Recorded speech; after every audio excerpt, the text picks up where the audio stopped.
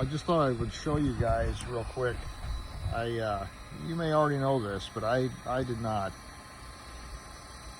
When it comes to faded plastic, you can use a heat gun and bring it back to life.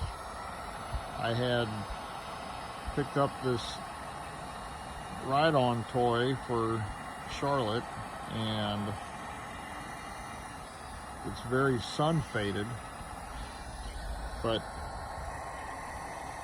I had read that, or actually the person I bought it from said, oh yeah, you can just use a heat gun, and I looked it up, and sure enough, and look at that.